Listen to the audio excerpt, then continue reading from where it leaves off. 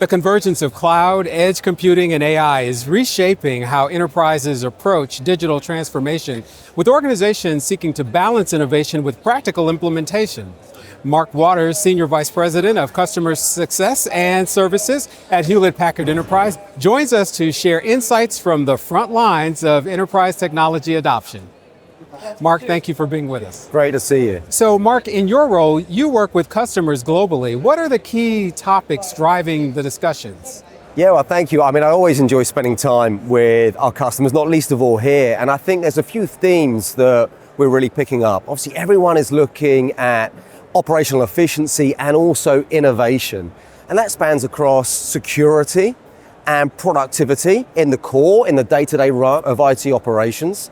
It encompasses the future of platform solutions where we get into multiple virtualization runtimes, containers, and bare metal on how you bring all of that together in a multi-cloud world where you're going on-premise and off-premise as well. And of course, the impact of generative AI to business models and innovation.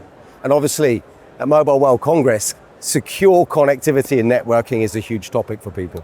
How does HPE provide value through solutions in this context? Yeah, and I think it's all about solutions, isn't it? It's about delivering real value. I think the uniqueness at Hewlett Packard Enterprise is we operate all the way across that stack, from secure connectivity networking solutions into our core infrastructure from which you can build platforms, hybrid operations software across that platform, and then the service management wrap all around that, from day -1 plan and design right the way through day 0 implementation, and then day 2 operate and run. So we can bring all of that together with innovation for our customers. What approach are customers taking to Gen AI? Well, everyone wants to talk about it, that's for sure. And people are just kind of asking, well, how do I get real value from this? And I think there's a few impacts from talking to a number of the telcos here. It's a market inflection point.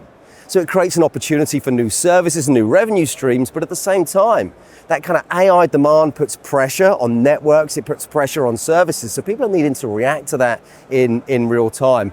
I mean, as the way I think about it is, from what I see, AI is proving to be a very strong private cloud workload. What do I mean by that? It runs really well on premise. And that's because people care about IP security. There's this real issue of data gravity.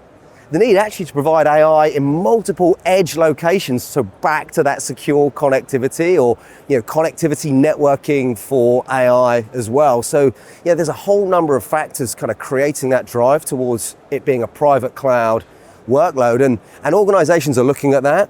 They want to have demonstrable business benefit from AI to prove that out, and then to be able to scale it in a way that is both cost efficient and gives them that real control, both of IP, but also the costs associated with AI.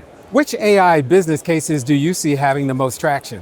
Yeah, I mean, well, lots of people have got ideas. There's no shortage of candidate use cases. I mean, in my role actually at HPE, I look after customer success and some of our solutioning capability globally. And internally, we're looking at, well, we've got teams that are effectively listening to customer requirements and creating solutions for that, be that infrastructure, bill of materials, or even service-centric solutions. And we're starting to bring AI into those use cases to kind of do some of that decision making. And I think that's a great example. I'd call that a contact center use case, where you can just really look at documentation, information, the way you're operating, and just speed up and automate it right the way up into kind of more of a sales co-pilot, so to bring efficiency into the sales teams. And then probably finally the area I see kind of real provable value customers really going forward is in both engineering and development use cases, just kind of speeding up those processes. So.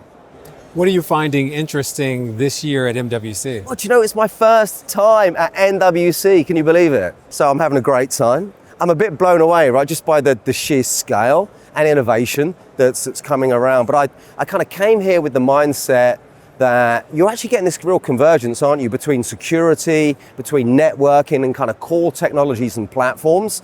And that's really coming together, and I feel that here. And then probably a real highlight for me is, standing on the HPE stand, and actually just over there, we're talking about multi-vendor network management. And that's really bringing observability and that kind of hybrid operation stack into the network so that we can start to do that in an on-premise and off-premise scenario, which I think is groundbreaking technology. It really leads us to be innovative in network assurance. And when I think about platform and services, it's such a core component part. So I'd encourage anyone who's here to come and check that out. It's really innovative. It's leveraging our Ops Ramp acquisition that's been so powerful in our platform business, and bringing that into networking and actually proving out what we know and what we've seen, that HPE Aruba is leading on innovation and is once again proving to be the disruptor in this marketplace. Long may that continue.